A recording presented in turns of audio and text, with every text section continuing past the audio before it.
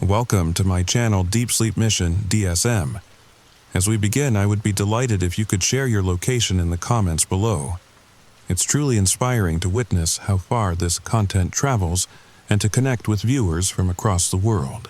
Have you ever wondered what people really think about you when they smile at your face?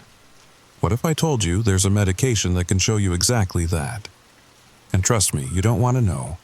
Before I tell you my story, hit that subscribe button, because after what I'm about to share, you'll want to hear every update about what happened next. My name is Sarah Chen, and 3 weeks ago, I was just another anxious millennial living in Portland, Oregon. Working my remote marketing job, ordering too much DoorDash, and scrolling through TikTok until 3 a.m. Normal stuff. But then I started taking Veridex, and now I can't look at anyone the same way ever again. The story begins now. It started with a panic attack at Whole Foods. Not my first one, but definitely my worst. I was standing in the organic produce section, trying to decide between regular kale and baby kale, when suddenly the fluorescent light seemed too bright. My chest tightened. The walls started closing in. An elderly woman reached for some Swiss chard next to me, and when she smiled, something about her face made my skin crawl. I dropped my basket and ran to my car, where I sat hyperventilating for 20 minutes. That's when I finally decided to see Dr. Martinez about my anxiety. I'd been putting it off for months. You know how it is. The waiting room at Northwest Behavioral Health smelled like lavender and disinfectant. Soft jazz played from hidden speakers. Everything was designed to be calming, but my leg wouldn't stop bouncing. "Sarah?" Dr. Martinez had kind eyes behind wire-rimmed glasses. Her office walls were painted sage green, covered with those generic motivational posters. "Tell me what brings you here today." I explained everything. The panic attacks. The social anxiety that had gotten worse since the pandemic. How I couldn't even make eye contact with my barista anymore without feeling like I was being judged. She nodded thoughtfully, typing notes on her iPad. "I think we should try something new. Have you heard of Veridex?" I hadn't. It's a recently approved anti-anxiety medication, very effective for social anxiety specifically. Some patients report remarkable results within just a few days. "What are the side effects?" I asked, because I always read the fine print. She smiled reassuringly. "Minimal. Some patients report vivid dreams, occasional visual disturbances in the first week as your brain adjusts. Nothing serious. I've had several patients with excellent outcomes." I left with a prescription and a follow-up appointment in 2 weeks. The pharmacy was right downstairs. Convenient. The pharmacist, a young guy named Tyler with gauged ears, handed me the small orange bottle. "First time on Veridex?" he asked. I nodded. "Just follow the instructions exactly. 1 pill in the morning, with food. Don't skip doses. And..." He paused, glancing around like he wanted to say something else. "Just be careful, okay? Weird thing to say, but pharmacy techs see all kinds of reactions to meds." I figured he was just being cautious. That night, I sat on my couch with a glass of water and the tiny white pill. My cat, Mochi, watched from her perch on the armrest. It looked so innocent. Just another pill like the vitamins I sometimes remembered to take. I swallowed it. The first 2 days were normal. Maybe too normal. I felt calmer, sure, but nothing dramatic. I even made small talk with my neighbor, Mrs. Patterson, without wanting to disappear into the floor. Progress. On the 3rd morning, I woke up different. Not bad different, just different. Colors seemed more saturated. Sounds were clearer. I could hear my upstairs neighbor's footsteps like they were in my apartment. But the weird part? When I looked in the mirror, for just a second, I thought I saw something else looking back. Not me exactly, but me underneath. Like peeling paint revealing the wall beneath. I blinked, and it was gone. Visual disturbances, Dr. Martinez had said. Normal adjustment period. At work, work being my kitchen table, I joined our Monday morning Zoom call. That's when things got strange. My manager, Derek, was talking about quarterly projections, same as always. But as I watched him on screen, his face began to shift. Not drastically, just these subtle movements beneath his skin, like something trying to push through. "Sarah, your thoughts on the campaign timeline?" I realized I'd been staring. "Oh, yes. Timeline looks good." But I couldn't focus. Because now I was seeing it on everyone's face in the Brady Bunch grid of video squares, these tiny movements. Shadows that didn't match the lighting. My coworker Jessica's smile seemed to stretch too wide for a split second before snapping back to normal. After the call, I grabbed my phone to Google Veridex visual side effects, but stopped. What would I even search for? My medication makes people's faces look weird. I decided to give it another day. That afternoon, I needed groceries. Real ones this time, not just DoorDash. The Whole Foods anxiety was still fresh, so I went to the smaller market 2 blocks away. That's where I saw the first one clearly. The cashier, a college-aged kid with a name tag reading Brian, smiled as I approached. But as he scanned my items, I watched his face peel away. Not literally. It's hard to explain. It was like looking at one of those old 3D pictures where you have to unfocus your eyes to see the hidden image. Except I wasn't trying to unfocus. The medication was doing it for me. Beneath Brian's pleasant customer service smile was nothing. A blank void where emotion should be. He was thinking about something else entirely. His face showed complete disconnection. Boredom so profound it looked almost corpse-like. But on the surface, that smile never wavered. "Have a great day," he chirped, handing me my receipt. I grabbed my bags and practically ran home. My hands shook as I set the groceries on the counter. Mochi meowed for attention, but I couldn't pet her.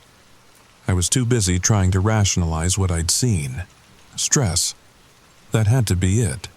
The medication was just making me hypersensitive to micro-expressions or something. I'd read about that. How we subconsciously pick up on tiny facial cues. Maybe Veridex just enhanced that ability. I took my Tuesday dose anyway. By Wednesday, it wasn't just Brian, it was everyone. The barista at my usual coffee shop, beneath her friendly demeanor was raw disgust as she made my oat milk latte. The man holding the door for me at the bank, under his polite smile was a leer that made my skin crawl. My elderly neighbor, Mrs. Patterson, behind her grandmotherly concern was cold calculation, like she was measuring me for something. But the worst part? When I looked at people who weren't facing me, they looked normal. It only happened with direct eye contact, like the medication needed that connection to work. I called Dr. Martinez's office, but she was at a conference until Friday. The receptionist offered to schedule me with another doctor, but I said I'd wait. I just needed to talk to someone who understood this medication. That night, I broke my own rule and Googled Veridex True Face on an incognito browser. Most results were standard pharmaceutical websites, clinical trials, side effect lists. But buried on the third page was a Reddit thread. Anyone else seeing through people on Veridex? The post was 2 months old, with only 3 comments. Yes, I thought I was going insane. Stopped taking it after a week. My psychiatrist said it's a rare side effect. Something about enhanced perception of micro-expressions. Harmless, but unsettling. Don't stop taking it. Push through. You need to see what I've seen. That last comment made my stomach turn. The user had deleted their account. I almost flushed the pills that night. Almost, but what if this was just temporary? What if my brain just needed to adjust? Dr. Martinez would be back Friday. I could make it 2 more days. Thursday changed everything. I woke up to a text from my mom. She was driving down from Seattle for a surprise visit. "Can't wait to see you, sweetie. Be there by lunch." Panic flooded through me. I couldn't see my mom like this, couldn't watch her face peel away to reveal whatever was underneath. But I couldn't cancel either. She was already on I-5, probably past Olympia by now. I took my medication anyway. Habit, maybe. Or maybe I needed to know. She arrived at 12:47 p.m., using her spare key to let herself in like always. "Sarah, oh honey, you look tired." I hugged her, keeping my eyes closed. She smelled like her favorite vanilla perfume and coffee. Normal mom smells. Safe smells. "Just work stuff," I mumbled into her shoulder. We sat on my couch, Mochi immediately claiming her lap.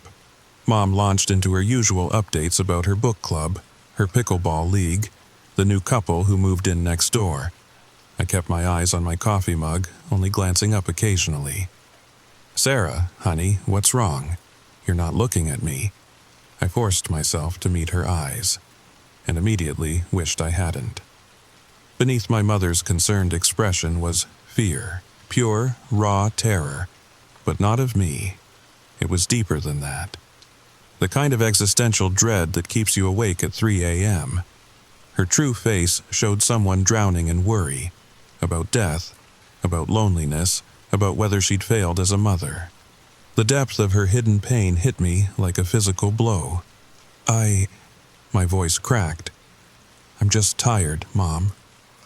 Her surface face smiled, but underneath, the fear intensified. She didn't believe me. She thought she was losing me too, just like she'd lost Dad to cancer 5 years ago. We ordered Thai food, watched Netflix, made small talk. But the whole time, I could see her true face, that constant gnawing terror she hid so well. When she finally left around 8 p.m., I cried for an hour. That night, I made a decision. I was done. Whatever this medication was showing me, I didn't want to see it anymore. I'd rather have panic attacks than this horrible clarity. But as I reached for the bottle to throw it away, my phone buzzed. A text from an unknown number. "Don't stop taking Veridex, you haven't seen the important part yet." My blood ran cold. I typed back, "Who is this?" "Someone who took it longer than you. Meet me tomorrow. Pioneer Courthouse Square, noon. Look for the man in the red Columbia jacket feeding pigeons." "How did you get my number?" No response. I should have blocked the number. Should have flushed the pills. Should have done a lot of things, but curiosity is a dangerous thing, and I needed to know if I was losing my mind or if others had experienced this too. I took Friday's dose. The walk to Pioneer Courthouse Square took 15 minutes. The November air was crisp, carrying the smell of rain and coffee from the surrounding shops. Portland's living room, they called it. Usually bustling with food carts, tourists, and locals. Today, it felt like walking into a trap. I spotted him immediately. Red Columbia jacket, just like he said. Feeding pigeons from a bag of breadcrumbs like some kind of Portland cliché, mid-40s, graying beard, looking like any other outdoorsy Pacific Northwest guy. I sat on the bench next to him, keeping space between us. "You texted me." He didn't look up from the pigeons. "Day 5, right? You can see their true faces? How do you know that?" "Because I've been on Veridex for 3 months." He finally turned to me and I gasped. His true face was nothing. Not blank like Brian the cashier, not fearful like my mother, just absent, like looking at a mannequin. There was no hidden emotion because there was no emotion at all. "What happened to you?" I whispered. He smiled, both his surface smile and the nothingness beneath it. I kept taking it, past the true faces, past the revelations about what people really think and feel, and then he scattered more crumbs. "I saw what's behind the true faces." "What do you mean?" "The true faces aren't the end, Sarah. They're just another mask. Veridex doesn't show you what people really are. It shows you what's wearing them." My stomach dropped. Wearing them? He stood, brushing crumbs from his jacket. "Tonight, when you look at someone, anyone, Don't just see their true face. Look deeper. Look at what's behind their eyes. Really look. Wait, I don't understand. But he was already walking away, disappearing into the crowd of shoppers and tourists. I sat there for another hour, watching people pass by, their true faces flashing beneath their surface expressions. Anger, joy, fear, boredom, disgust, the whole spectrum of hidden human emotion. That night, I couldn't stop thinking about his words. What's wearing them? What did that even mean? Around 10 p.m., my doorbell rang. Through the peephole, I saw Tyler from the pharmacy, still in his work uniform. "Sarah, I know this is weird, but I need to talk to you about Veridex." I opened the door, but kept the chain on. "Tyler, what are you doing here?" "I'm sorry, I got your address from the pharmacy system. I know that's totally inappropriate, but..." He glanced down the hallway nervously. "Can I come in, just for a minute?" Everything about this screamed danger, but something in his expression, his surface expression, made me undo the chain. He stepped inside quickly, closing the door behind him. "You're on day 5, he said without preamble. "I can tell. You have that look." "What look?" "Like you're seeing things you wish you couldn't." He ran his hand through his hair. "I need to tell you something about Veridex. Something they don't put in the clinical trials." I led him to the living room, Mochi hissing and retreating to the bedroom. Smart cat. Tyler sat on the edge of my armchair, knees bouncing. "I've been tracking Veridex prescriptions for 2 months. Ever since..." "Since what?" "Since my roommate disappeared." The word hung in the air like smoke. Outside, a siren wailed in the distance. He was on Veridex for anxiety, just like you. First week, he was fine. Better than fine. Then he started talking about seeing people's true faces. I thought it was just a weird side effect. But by the 3rd week, Tyler's voice dropped. He said he could see what was inside them, what was controlling them. He became obsessed, staying up all night, drawing these symbols. Symbols? I brought his journal. Tyler pulled a moleskin notebook from his jacket. Don't look at it too long." I opened it carefully. The first pages were normal. Notes about medication effects, mood tracking. Then the writing became frantic. Sketches appeared. Geometric patterns that hurt to look at. And on the last page, over and over, "They're not people, they're not people, they're not people." What happened to him? One morning, he was just gone. Bed still made. Car still in the lot. Phone left behind. The only thing missing was his Veridex. I closed the journal, my hands trembling. The man in the square said something about what's wearing them. Tyler's face went pale. He's still taking it? Jesus. He leaned forward. "Sarah, you need to stop. Now. Tonight. Flush the pills and don't look back." "But what if..." "No." His voice was firm. "Whatever you think you need to see, it's not worth it. My roommate saw it and now he's gone. Not dead, gone, like he never existed. His family doesn't remember him. His name's not in any system. I only remember because I kept his journal." I wanted to argue, but then I looked at Tyler. Really looked. And for the first time since starting Veridex, I pushed deeper. Like the man in the square had said. Past Tyler's surface concern. Past his true face of genuine fear. And I saw it. Behind his eyes, no, behind the concept of his eyes, something shifted. Not human. Not anything with a name. Just a presence, ancient and patient, looking back at me through Tyler's face like peering through a window. I must have made a sound because Tyler grabbed my shoulders. "Sarah, don't look deeper, please." But it was too late. Now I could see it in my peripheral vision, not just in Tyler, but in the air itself.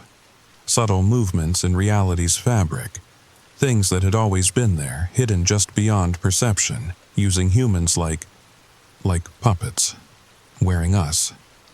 "Oh God," I whispered, "they're in everyone." Tyler's grip tightened. Not everyone. Not yet. But Veridex, it's not just showing you truth, it's opening doors. The more you see them, the more they can see you. As if on cue, my phone buzzed. Another unknown number. You looked deeper. Good. Tomorrow, you'll be ready to join us. I showed Tyler the text. He stood abruptly, backing toward the door. I need to go. You need to leave. Tonight. Get out of Portland. Dipe. Stop taking the medication and run. Run where? Anywhere they haven't noticed you yet. He paused at the door. And Sarah? Whatever you do, don't look at yourself in the mirror.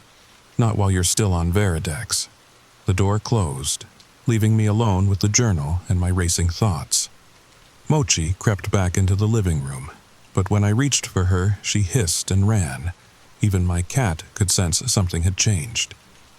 I sat there until 3 a.m. fighting the urge to look in the mirror. Fighting the urge to take another pill just to see more. The bottle sat on my coffee table, innocent-looking white pills that promise to cure anxiety by showing you exactly why you should be terrified. Finally, exhaustion won. I stumbled to my bedroom, covering the mirror with a towel before lying down. But sleep wouldn't come. Every time I closed my eyes, I saw those things behind people's faces, watching, waiting, wearing us. When sunrise finally came, I made my decision. I grabbed the Veridex bottle and walked to the bathroom. The toilet waited like an open mouth. All I had to do was flush them, end this nightmare, go back to regular anxiety instead of cosmic horror. But as I held the bottle over the bowl, my phone rang. Dr. Martinez's office. Sarah, this is Dr. Martinez. I heard you called while I was away. How are you adjusting to the Veridex? I almost laughed or screamed. I'm experiencing some side effects. Visual disturbances? That's completely normal. They should pass soon. Dr. Martinez. I took a breath. What is Veridex really? A pause. Too long. I'm not sure what you mean. I can see things, true faces, and what's behind them. Another pause, then in a different voice, older, colder. You've looked deeper than most. That's unusual for day 5. My blood turned to ice. Dr. Martinez? She's here, underneath. They all are, Sarah. And soon, you will be too. Take your Saturday dose. Don't fight what you're becoming. I hung up and dropped the phone like it was burning. The Veridex bottle shook in my hand. 1 pill left. Saturday's dose. I could flush it. Run like Tyler said. Spend the rest of my life wondering what I'd almost seen. Or I could take it, see the truth. All of it. The pill sat in my palm, small and white and terrible. Outside my window, Portland was waking up. People starting their days, brewing coffee, checking phones. All of them wearing their faces like masks, hiding the things that wore them in turn. I dry swallowed the last pill. The change was immediate. Colors didn't just saturate, they bled. Sounds didn't just clarify, they revealed their true sources. And in the bathroom mirror, despite the towel I'd thrown over it, I could see my reflection. I could see what was looking back at me through my own eyes. I could see what had always been there, waiting for the right medication to open the door. I smiled, both my surface smile and my true face, and the thing wearing me underneath it all. The transformation was beginning. It's been 3 days since I took that last pill. 3 days since I truly understood what Veridex shows you. I'm recording this on my phone, uploading it directly, because I need someone to know, someone to understand. The things wearing us, they're not invaders. They've always been here. We're the masks they wear to interact with physical reality. Every human emotion, every thought, every dream, just the twitching of their fingers as they puppet us through existence. Veridex doesn't reveal truth. It removes the barrier between puppet and puppeteer. And once you see it, really see it, you can't go back. You can only go deeper. Dr. Martinez called again yesterday. Except it wasn't her anymore. It was the thing that had always been her, speaking without the mask. It welcomed me to the truth, said there were others like me now. Hundreds, thousands. All of us taking Veridex, all of us seeing clearly for the first time. Tyler was wrong about his roommate disappearing. He didn't vanish, he just stopped needing the mask. Stopped pretending to be human. The journal Tyler showed me wasn't the ravings of a madman. It was an instruction manual for what comes next. I've stopped taking Veridex, but it doesn't matter now. The doors are open. The barriers are down. When I look at people on the street, I see the truth in awful clarity. And worse, they see me seeing them. If you're watching this, if you've made it this far, you need to know Veridex is spreading. Different names, different pills, but the same purpose. They're opening doors in human minds, preparing us for something. The transformation isn't painful. That's the worst part. It feels like coming home, like finally taking off a costume you've worn your whole life. My human thoughts feel distant now, like echoes in an empty room. I look at my hands as I type this, and I can see through them to what's underneath. Not bones and muscle, something else. Something that was always there, waiting for the right medication to set it free. They're coming now. I can hear them in the walls. Not footsteps. Something else. The sound of reality adjusting itself. I'm not scared anymore. That's how I know it's almost over. The fear was the last human thing holding me here, and now even that's fading. If you're prescribed Veridex, or anything like it, actually, no. Take it. See for yourself. See what we really are beneath these faces we wear. The truth is so much more beautiful than the lie. Did you watch until the end? Good. Because I need to tell you something. Veridex isn't real, but the feeling that people aren't showing their true selves, that's something we all experience. Makes you wonder what other medications might be out there, showing us things we're not meant to see. If this story kept you up, hit subscribe. I post new horror stories every week, and trust me, some of them are based on real experiences people have sent me. What would you do if you could see everyone's true face? Let me know in the comments below, if you're brave enough to admit what you might find. Until next time, sweet dreams. Story number 2. Have you ever lived in a house that felt wrong? Not haunted exactly, but like it was keeping secrets from you. I moved into 1247 Maple Street in Burlington, Vermont last October. Beautiful Victorian home. Original hardwood floors. Crown molding. And a basement door that opens by itself every single night at 3:17 a.m. The realtor never mentioned that part. What would you do if you discovered your new home had its own schedule? Would you investigate? Or would you do what I did for the first week and pretend it wasn't happening? Because, let me tell you something. Some doors are meant to stay closed, and some secrets, well, they're buried in basements for a reason. But I'm getting ahead of myself. Let me tell you what really happened in that house, and why I'll never, ever ignore a door that opens by itself again. The story begins now. The moving truck pulled away just as the autumn sun dipped behind the Vermont mountains. October in New England. There's nothing quite like it. The air smells like wood smoke and dying leaves. Everything feels cozy and mysterious at the same time. I stood in my new living room, surrounded by boxes, feeling that particular mix of exhaustion and excitement that comes with starting over. After my divorce, after losing my job at the marketing firm in Boston, this house felt like a fresh start. The price had been suspiciously low for such a beautiful property, but the inspector said everything checked out. Solid foundation, good bones, just needed some love. That first night, I barely unpacked anything. Just my bed, some clothes, basic kitchen stuff. I collapsed into bed around 11, dead tired from the move. The house made those settling sounds old houses make, creaks and sighs as the temperature dropped. Comforting, really, like the house was getting comfortable too. Then I heard it, a soft click, followed by the unmistakable groan of hinges. I sat up, heart suddenly pounding.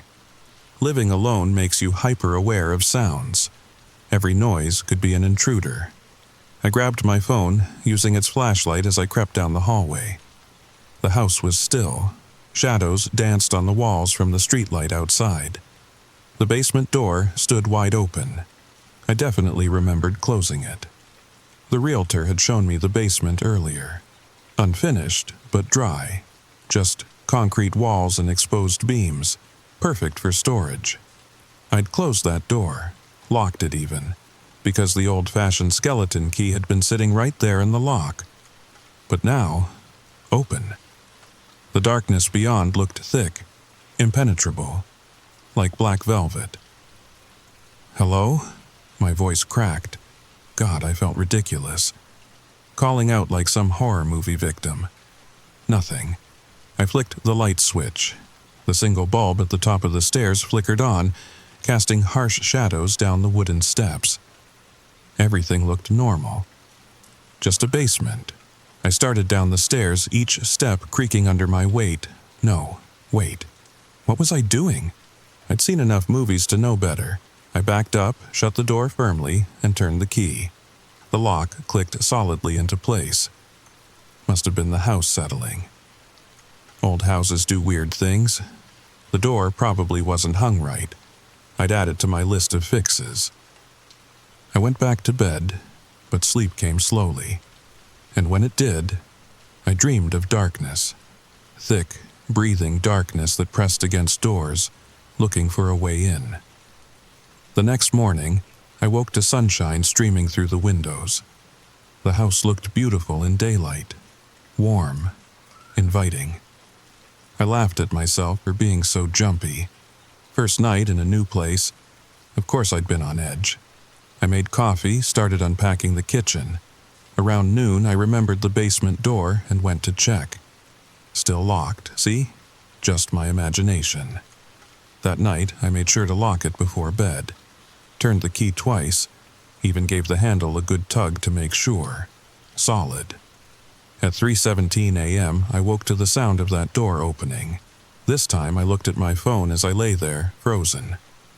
3:17 exactly. The groan of hinges seemed louder in the darkness, longer. Like the door was opening slowly, deliberately. I didn't get up, told myself it was the wind.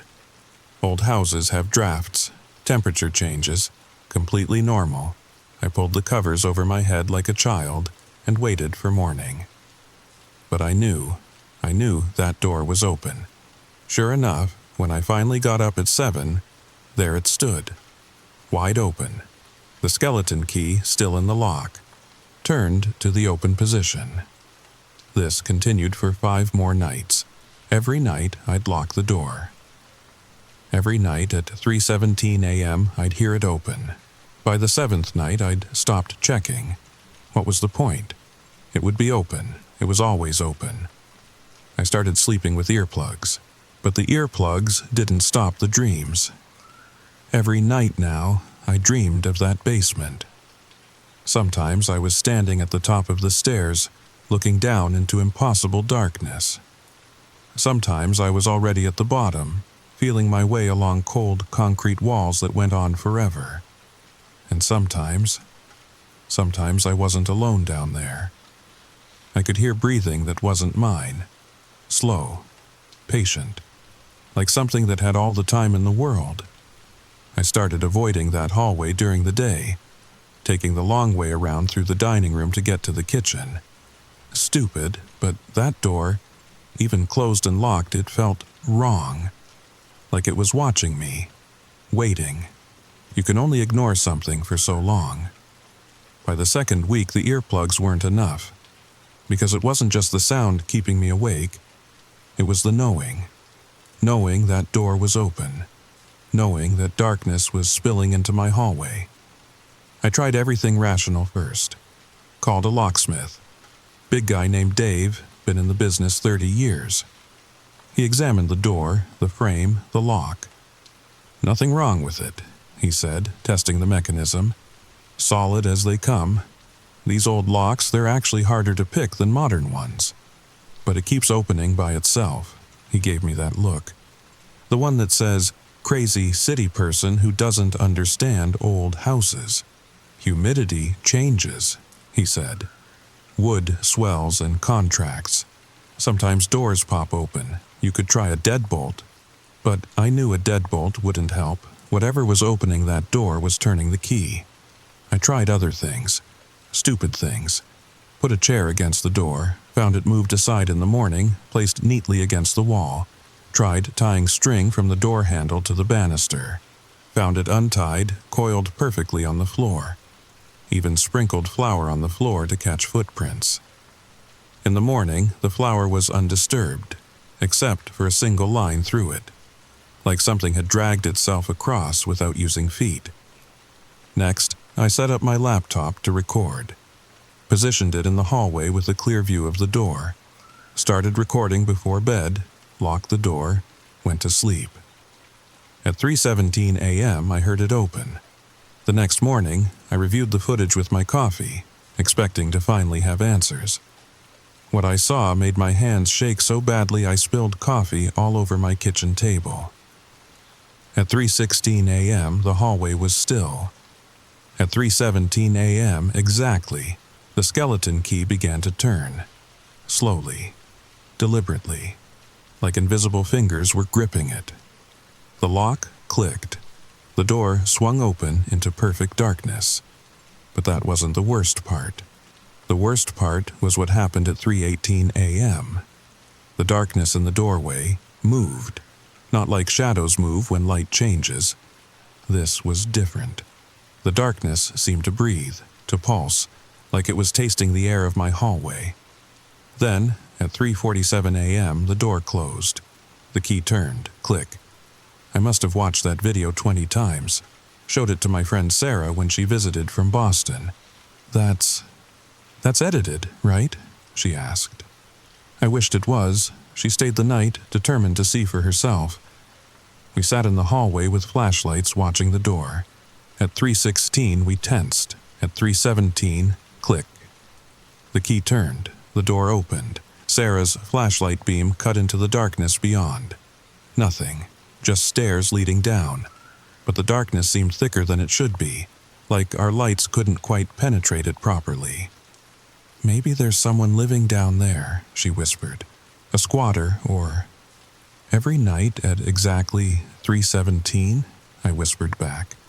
"And how do they lock it from the inside when the only key is up here?" We sat there for 30 minutes, neither of us willing to go down those stairs. The air from the basement was cold, too cold for October, and that smell, that sweet organic smell I'd noticed before, stronger now. Sarah covered her nose. "What is that?" she asked. I didn't answer, couldn't answer, because I'd started noticing something else. The darkness at the bottom of the stairs. It wasn't uniform, it had depth, texture, like looking into deep water at night. Finally, at 3:47, the door swung shut. The key turned. Sarah left the next morning. Early, made excuses about needing to get back for work, but I saw the way she looked at that door. She felt it too, the wrongness. "Maybe you should stay at my place for a while," she suggested as she loaded her car. "Just until you figure this out." But I couldn't leave. Not yet. I needed to understand. This was my house, my fresh start. I wasn't going to be driven out by a door. That night, alone again, I did something stupid. Or brave. Depends on how you look at it. I went down. At 3:10 a.m., I positioned myself at the top of the basement stairs. Inside. In the dark. I'd closed the door behind me, leaving the key in the hallway lock. My plan was simple. Wait inside, see what happened when the door opened. See if something came out or went in. The basement smelled different at night. During the day, it was just musty concrete and old wood. But now, there was something else, sweet, organic, like overripe fruit left in the sun too long. I sat on the top step, flashlight off to save battery, phone in my hand. 3:15. My heart hammered so loud I was sure it would give me away. To what, I didn't know. 3:16. The darkness pressed against my eyes. That complete darkness you only get in windowless spaces. I could hear my own breathing, too fast, too shallow.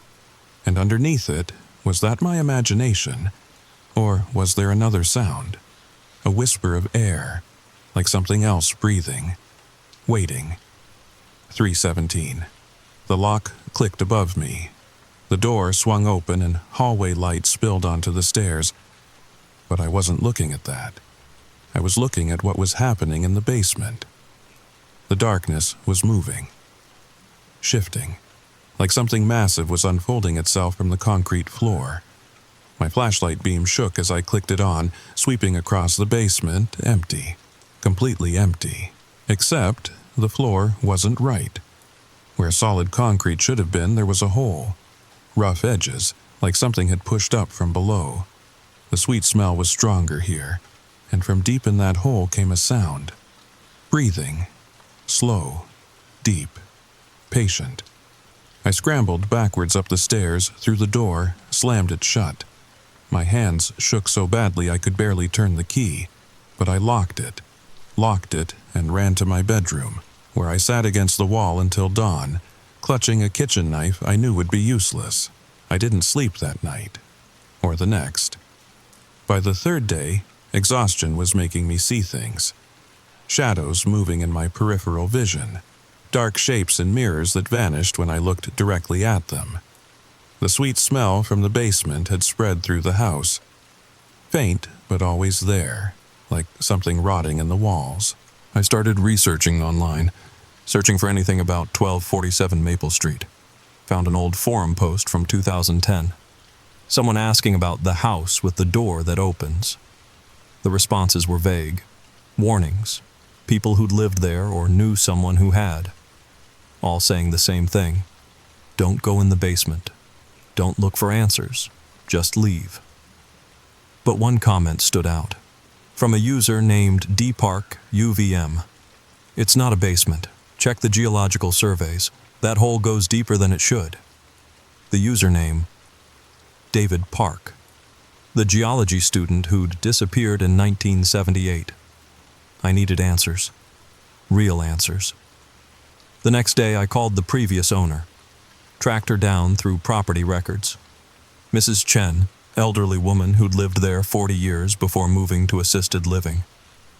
"Oh, you bought the Maple Street house," she said when I explained who I was. Her voice went flat. "How are you sleeping?" "Not well. There's something wrong with the basement door." A long pause. Then, "It opens at 3:17. My blood went cold. "You know about it?" "Everyone who's lived there knows about it. My husband tried to seal it once. Concrete blocks. The door still opened. The blocks were moved, pushed aside like they were made of paper." "What's down there?" Another pause. Longer.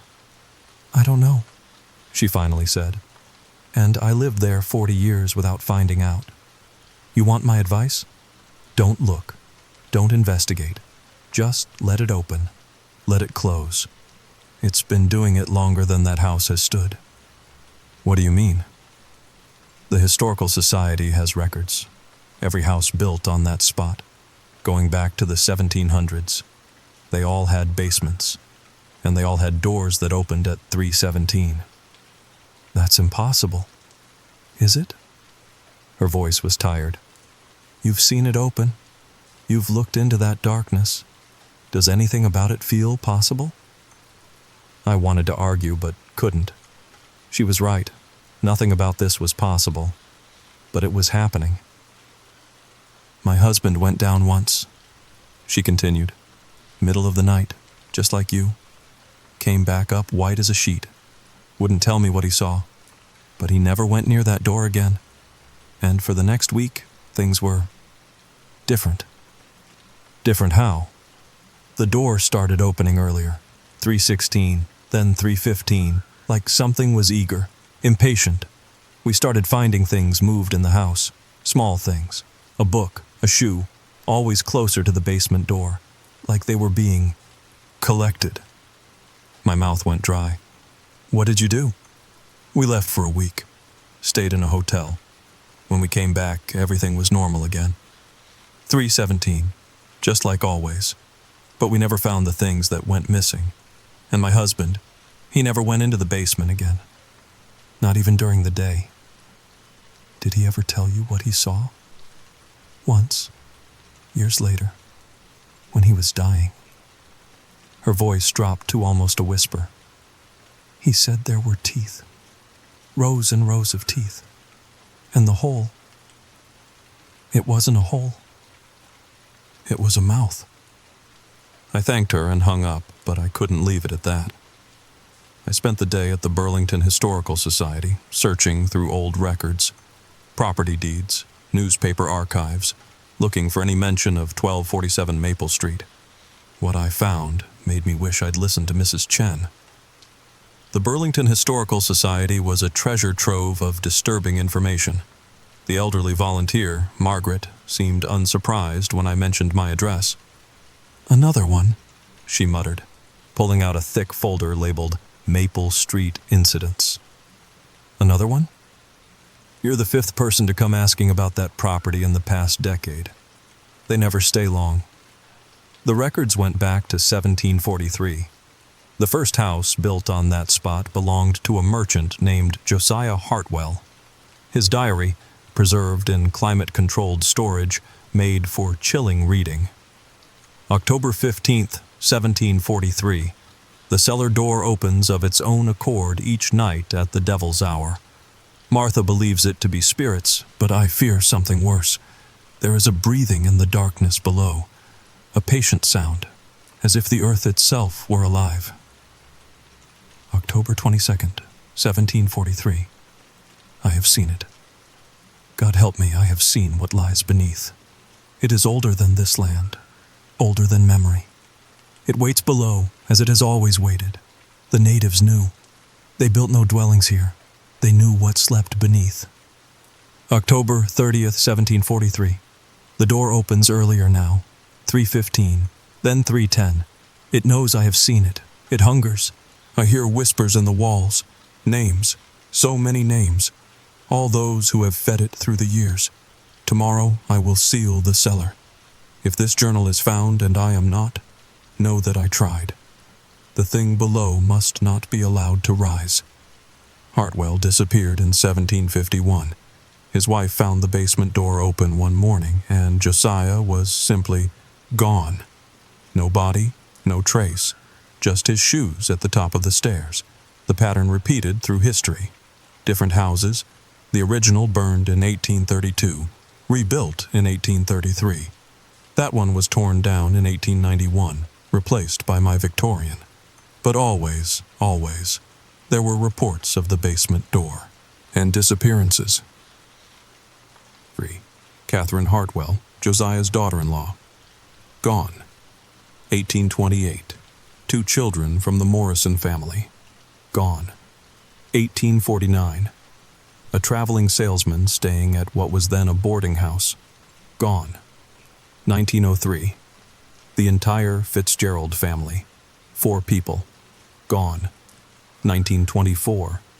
A prohibition agent investigating the basement for bootlegging. Gone.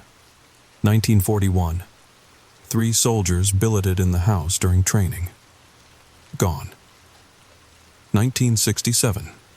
A hippie commune tried to live there. 5 people, all gone in one night, always the same. The door found open. Personal belongings left behind. No bodies. No explanation. Margaret showed me newspaper clippings. Each time, the disappearances were explained away. People assumed to have run off. Mental breakdowns, family troubles. But the pattern was clear if you looked. The city tried to demolish the house in 1973, Margaret said, adjusting her glasses. The wrecking ball broke 3 times. The operator said it was like hitting solid rock, even though it was just wood and plaster. They gave up, sold it instead. The most recent disappearance was in 1978. A geology student from UVM named David Park had been renting a room. His landlord found his clothes folded neatly at the top of the basement stairs. David was never seen again. But it was his research I found most interesting. Before he vanished, David had been investigating unusual geological formations in the area. His notes, donated to the Historical Society by his family, included ground-penetrating radar images of the land beneath Maple Street. The hole I'd seen in my basement? According to David's research, it went down and down and down, far deeper than should be possible given the water table in the area. The readings showed a cavity extending at least 300 feet straight down, then branching out in all directions like roots or veins. And it wasn't natural. The edges showed tool marks, ancient ones, pre-Columbian, maybe older. His final note, dated 3 days before his disappearance, simply read, "It's not a basement, it's a throat, and I think it's swallowing." There was one more document, a letter from 1923, written by a Professor Edmund Blackwood from Harvard's Department of Anthropology. He'd been studying native legends in the area. The Abenaki people have no name for it. They simply call it the hunger below. Their stories speak of something that fell from the stars in the time before memory, something that burrowed deep and slept. But it does not sleep peacefully. Every night it tests its bonds. Every night it calls for food. The indigenous people learned to appease it. Small offerings, animals. But when the Europeans came, they built upon the forbidden ground, and the hunger grew. Now it takes people. Now it feeds on something more than flesh. I have seen the petroglyphs they tried to hide. The warnings carved in stone. Do not wake it. Do not feed it. Do not look upon it. For those who see it are marked, and the marked always return to the mouth. I left the Historical Society as the sun was setting, my mind reeling. Drove home on autopilot, trying to process what I'd learned. The house sat quietly on Maple Street, looking perfectly normal, just another Victorian among many. But I knew better now. That night I packed a bag. I was done. Whatever was in that basement, whatever had been feeding for centuries, I wasn't going to be its next meal. I'd leave in the morning, find a hotel, put the house back on the market. But first, I had to see it one more time. I had to know if what Mrs. Chen's husband saw was real, if what Josiah Hartwell described was true. Just one look, from the top of the stairs. Then I'd leave forever. At 3:16, I stood at the basement door, hand on the key. My bag was by the front door, my car keys in my pocket. Just one look. 3:17. I turned the key, opened the door. The basement was different. The hole was bigger, much bigger, taking up most of the floor now, and from deep within came a soft, pink light, pulsing, like a heartbeat. I shined my flashlight down. The beam seemed to get swallowed by the hole, but I could see something, wet, organic, moving. And then I saw them. Teeth. Rows and rows of human teeth spiraling down into the darkness. Thousands of them. Millions.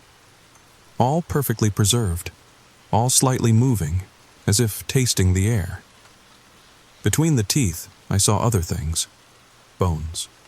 Clothes. Watches. Glasses. Shoes. All the remnants of all the people who'd gone missing. They were part of it now. Part of the walls of that terrible throat. And at the very edge of my flashlight beam, I saw something that made my blood freeze. Eyes. Human eyes. Dozens of them. Still moving. Still watching. still aware. The breathing sound grew louder, eager. The hole widened slightly, and I realized with sick certainty that it could swallow the entire house if it wanted. It was choosing to wait, choosing to feed slowly, savoring each meal across the centuries. I stumbled backward, and that's when I heard the whispers. Hundreds of voices, all the people who'd been taken, all still somehow alive down there, still conscious, still part of it. They were saying names, over and over, names of people who'd lived in the house, names of people who'd looked into the hole. And then I heard it, clear as day, my name. They were saying my name. I ran, slammed the door, grabbed my bag, fled to my car, drove through the night, putting as much distance between me and that house as possible. Didn't stop until I reached Ohio. Didn't feel safe until I was in California. I live in San Diego now, as far from Vermont as I could get. Found a job, a new apartment, a new life.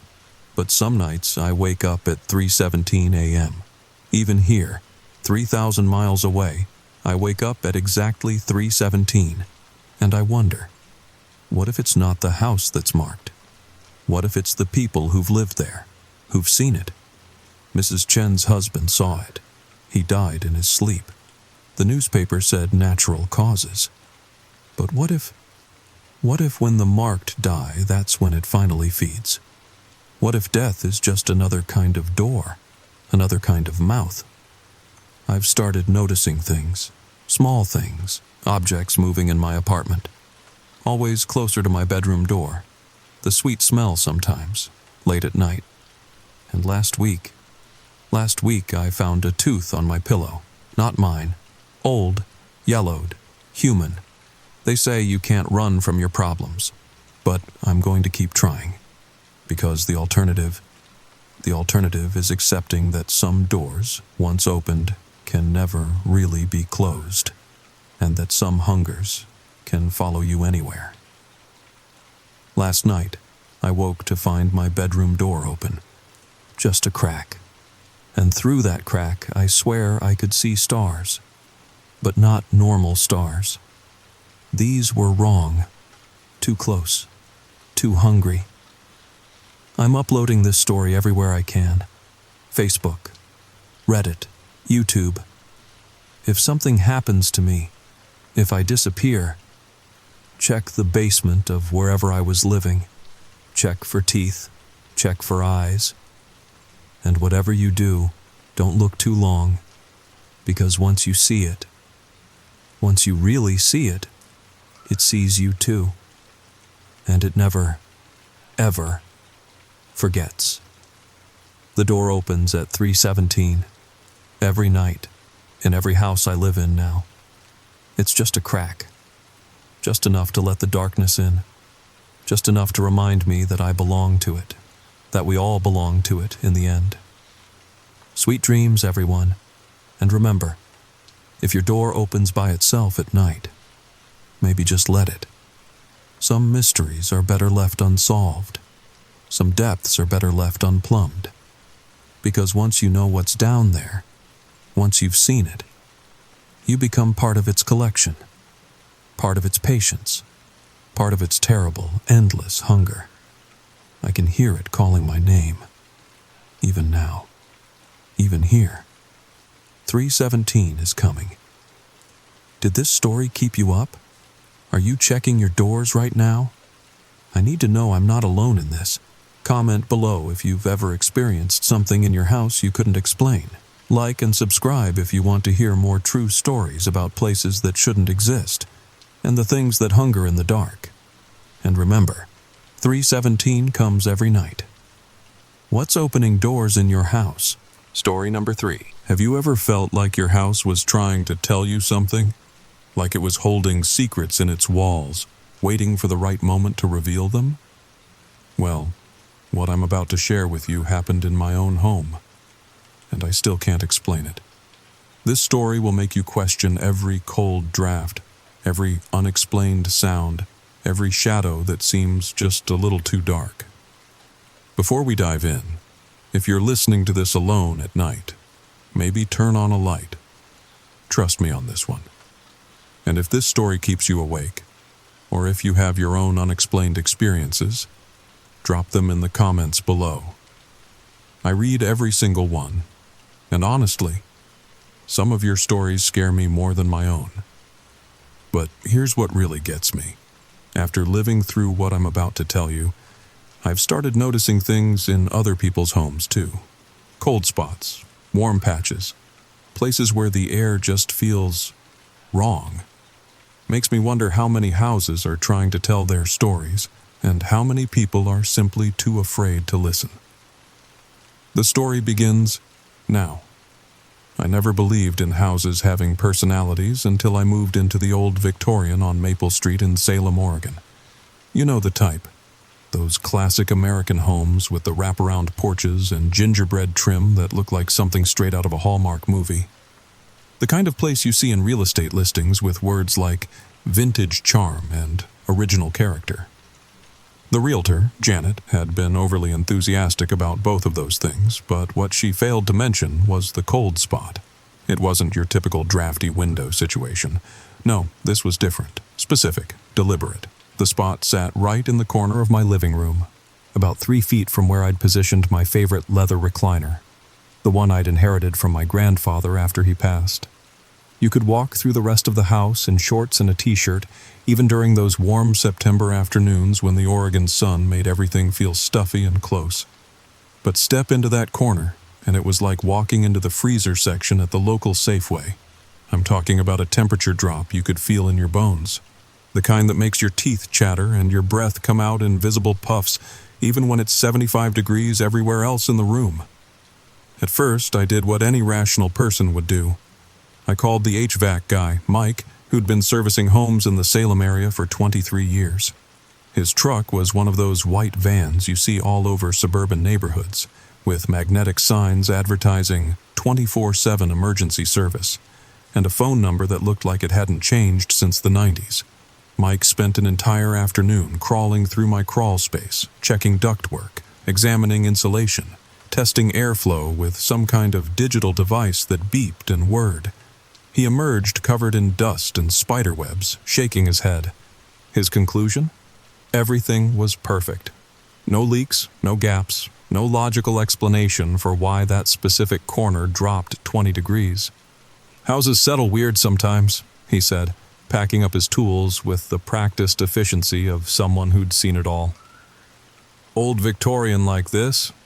Probably just quirky airflow. Maybe the original builders did something strange with the ventilation.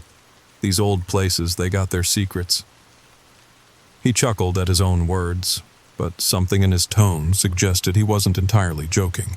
But Mike couldn't explain why the cold spot was perfectly circular, exactly 6 feet in diameter, as if someone had drawn it with a compass, or why my breath fogged up when I stood in it, even on those warm September afternoons when the rest of the house felt like a greenhouse, or why my cat, Whiskers, refused to walk anywhere near that corner, choosing instead to take elaborate detours around the entire living room. Animals know things, don't they? They sense what we can't or won't. The whispers started 3 weeks later. I was grading papers at my kitchen table. I teach high school English at West Salem High, and September means drowning in essays about what I did last summer and my future goals. The red pen was working overtime, and my hand was cramping from writing the same corrections over and over. Comma splice. Fragment. Please see me after class. That's when I heard it. Soft at first, like static from an old radio tuned between stations. I looked up from my stack of papers and listened. Nothing. Just the familiar sounds of evening. The hum of my refrigerator cycling on. The distant sound of Mrs. Peterson's beagle barking at something in her backyard. The occasional car passing on Maple Street. But then, there it was again. My name. Sarah. So faint I almost convinced myself it was the wind through the old window frames, or maybe the house settling in that way old houses do. Almost. I set down my red pen and walked toward the sound, toward the cold spot. The temperature drop hit me like walking into a wall of ice water, but this time something else happened. Something that made every hair on my arms stand up and my heart start beating double time. The whisper came again, clearer now, like someone standing right beside me with their mouth close to my ear. "Sarah, can you hear me?" My heart hammered against my ribs so hard I was sure it would bruise. I spun around, expecting to see someone behind me, a neighbor who'd somehow gotten in, a delivery person, anyone who could explain the voice.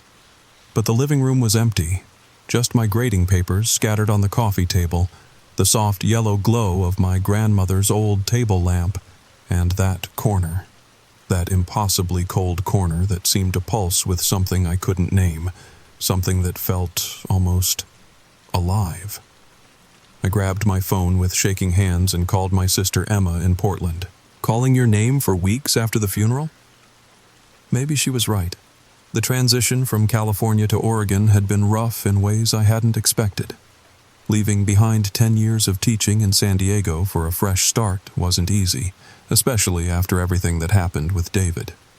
The breakup, the need to get away from all the memories, the desperate hope that a change of scenery would somehow fix the broken parts of me. Maybe I was hearing things. Maybe grief and stress and loneliness were combining into something that sounded like voices. But that night, as I lay in bed scrolling through Netflix, trying to find something mindless enough to help me sleep, I heard it again. "Sarah, Sarah, please." I crept downstairs in my bare feet, phone flashlight cutting a narrow beam through the darkness. The hardwood floors creaked under my weight. Those sounds old houses make that seem perfectly normal during the day, but absolutely terrifying at midnight. Each step seemed to echo, as if the house itself were announcing my presence to whatever was waiting in that corner. The cold hit me before I even reached the living room. It rolled toward me like fog, carrying with it a smell I couldn't quite identify.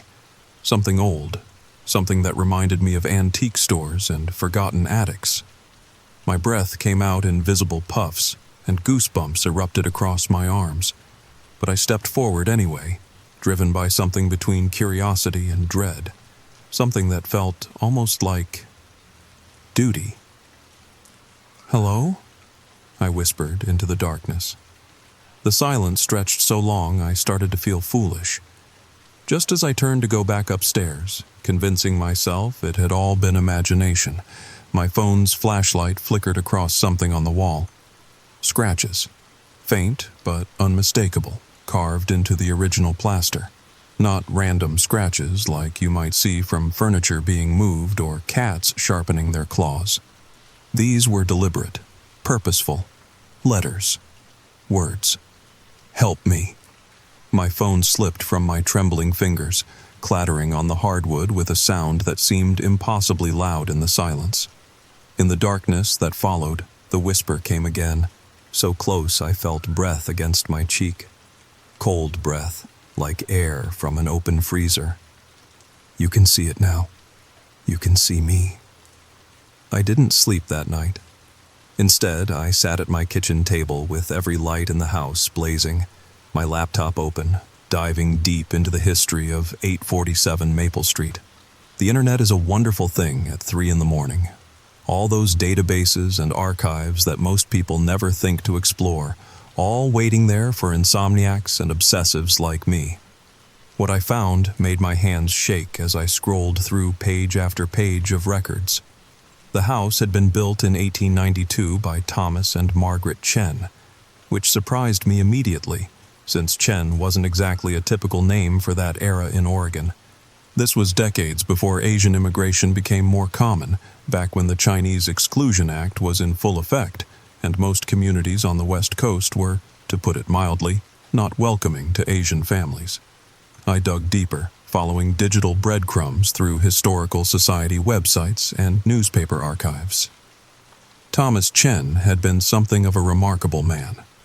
He'd arrived in San Francisco in 1878, somehow managing to establish himself despite the legal barriers designed to keep people like him from succeeding. By 1890, He was running a successful import business, bringing goods from China to sell in specialty shops up and down the West Coast. Salem had been chosen as a home base because it was far enough from the larger cities to avoid some of the worst anti-Chinese sentiment, but close enough to Portland and San Francisco to maintain his business connections. Thomas and Margaret had been among maybe a dozen Asian families in the entire Willamette Valley. They'd had a daughter, Rebecca Chen. Born in 1880, she would have been 12 when they moved into the newly built house on Maple Street. The newspaper archives from 1893 told a story that made my blood run cold and my coffee turn bitter in my mouth. Local girl missing, search parties organized. Chen child vanishes without trace. Family offers substantial reward for information. Rebecca had vanished on a December night in 1893.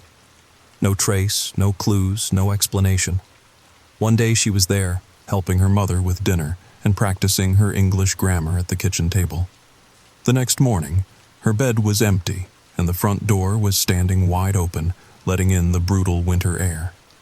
The articles painted a picture of a community that seemed more interested in the novelty of the story than actually finding her. Even 130 years later, I could read the subtle racism in the language, the way the reporters referred to the Oriental family and their strange customs, the implication that maybe this was somehow their own fault for being different, for not fitting in. The search lasted 3 weeks.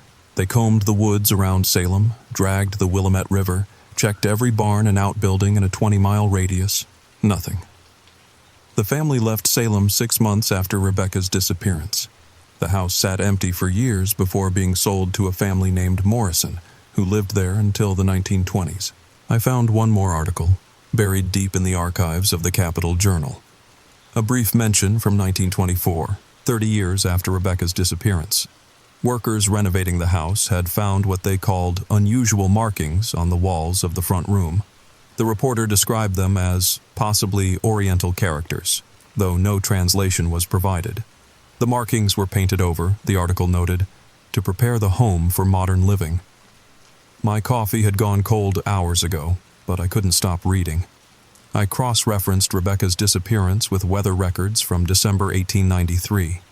It had been one of the worst winters on record. Temperatures dropping below zero for weeks, snow falling so heavily that many families were completely isolated until the spring thaw.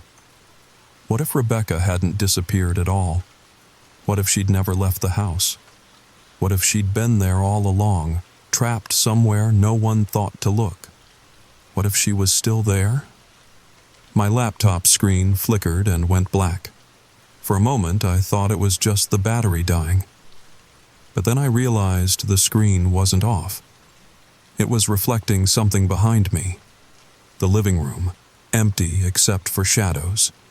But there, in the corner, the cold corner, something moved. Not a clear shape, more like a disturbance in the air, like heat waves rising from hot pavement, but in reverse. I spun around, heart hammering, but saw nothing. Just furniture and that persistent, impossible chill that seemed to be reaching toward me across the room. Rebecca? The name left my lips before I could stop it.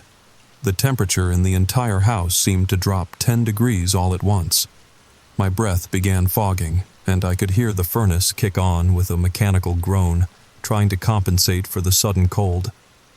And then, clear as if someone was standing right beside me, I heard her voice. "You know my name." What happened next changed everything I thought I knew about the world, about death, about the space between what we can see and what we pretend isn't there. The cold spot began to expand. Not quickly, but measurably, like spilled water soaking into fabric. Each day, that circle of frigid air grew larger, creeping across my living room with purposeful persistence. By Thursday, it had reached my coffee table. By Sunday, my grandfather's recliner sat partially within its boundaries, making it impossible to watch TV without wearing a winter coat. But with the expansion came clarity. I could hear Rebecca more clearly now. Not just whispers carried on phantom breezes, but actual conversation. Real communication across the impossible gulf between the living and the dead. She told me about the night she died, speaking in the careful, formal English of a child who'd learned the language as a second tongue. How she'd been playing in what was then her father's study when a winter storm hit Salem harder than anyone expected. The heating system in the house, one of those early coal furnaces that were more hope than reliable technology, had failed completely. "I was so cold," she said one evening as I sat on the very edge of the cold spot, wrapped in every blanket I owned. Colder than I'd ever been in my life. I curled up in the corner where Father kept his books, behind the big shelf with all his business papers. I thought if I stayed very still, very quiet, the cold wouldn't find me there.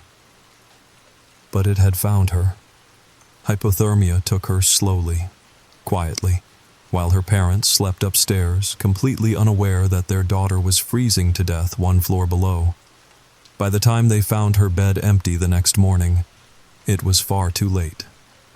"They looked everywhere," Rebecca continued, her voice carrying the weight of decades. "Everyone searched the woods, the river, the neighboring towns. Papa hired men from Portland to help. Mama cried so much I thought her tears would freeze. But no one thought to look behind Father's bookshelf. I'd pulled it forward to try to block the draft, but I got stuck. Too weak to push it back. Too cold to call for help." Her body had remained hidden for months, through the spring thaw and into summer. The bookshelf was heavy oak, nearly 7 feet tall, and packed with ledgers and business documents.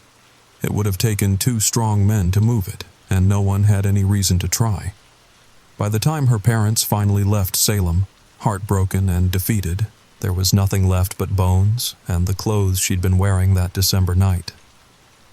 "The new owners found me eventually," she said. "The Morrison family. But they were afraid. They thought finding a body in their house would hurt the property value, bring bad luck. So they buried me quietly in the backyard one night and never spoke of it to anyone." I verified her story the next day with a phone call to the Salem City Records office.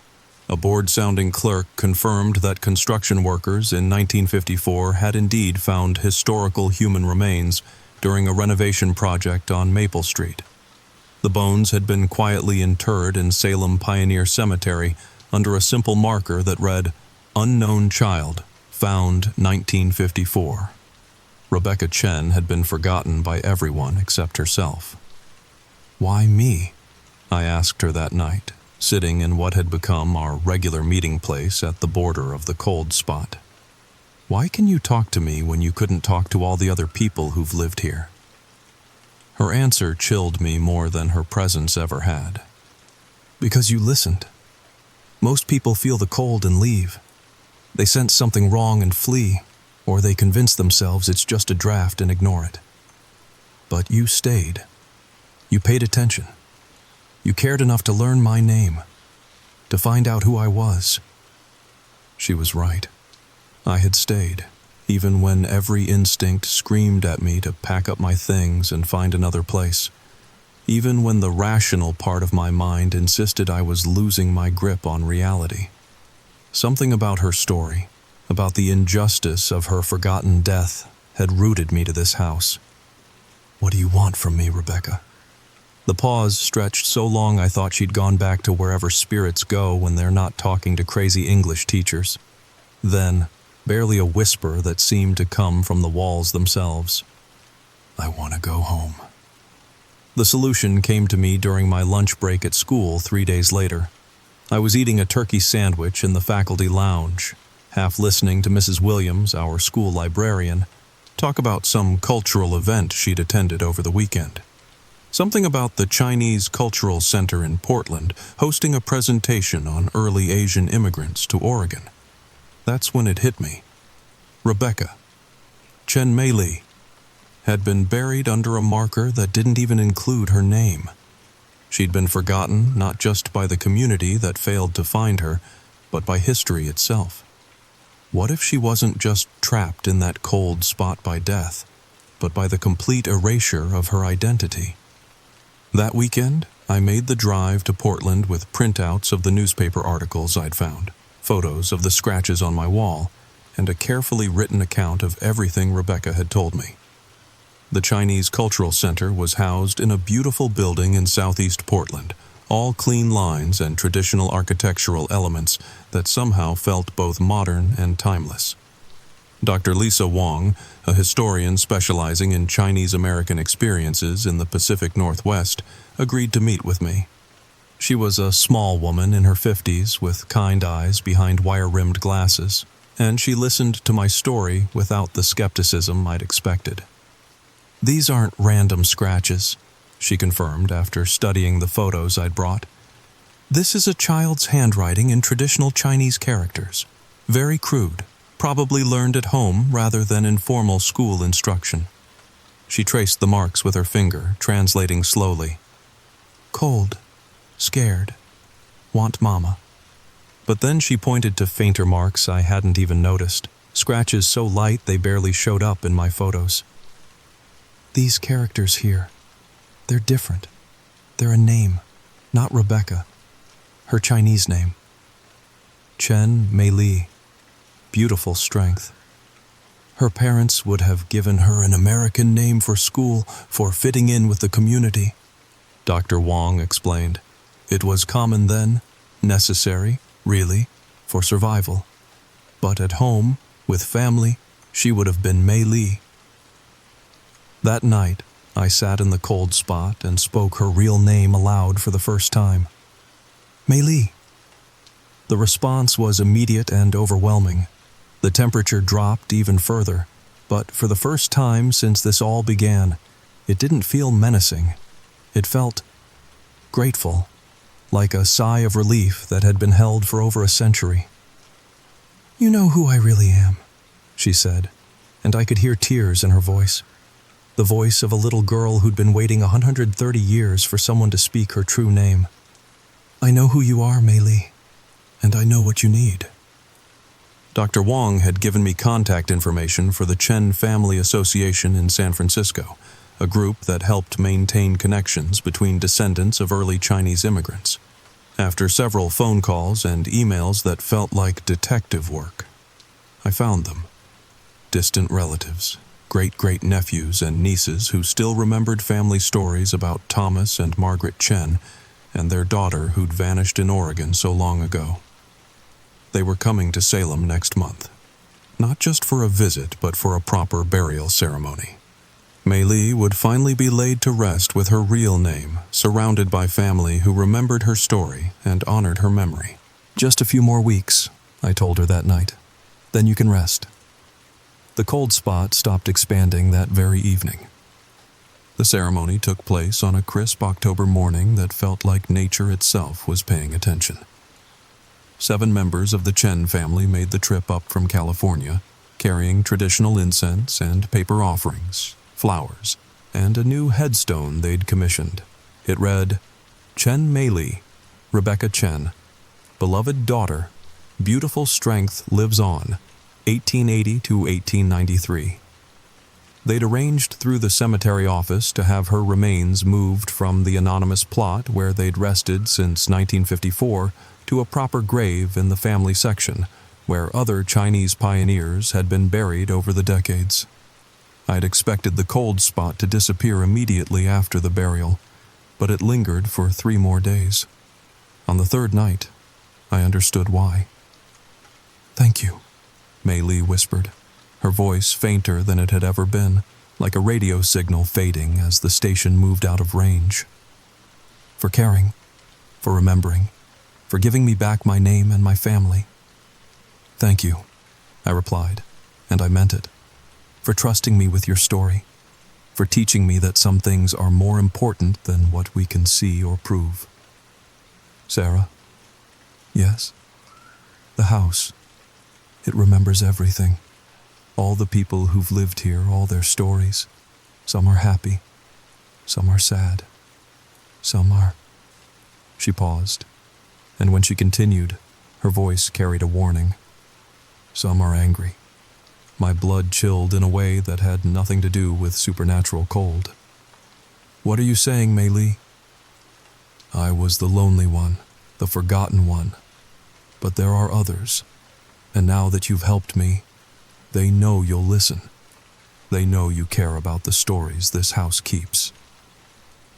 The cold spot vanished that night, taking Mei Li with it into whatever peace awaited her. But she was right about the house remembering, because 3 weeks later, I found a warm spot in my bedroom.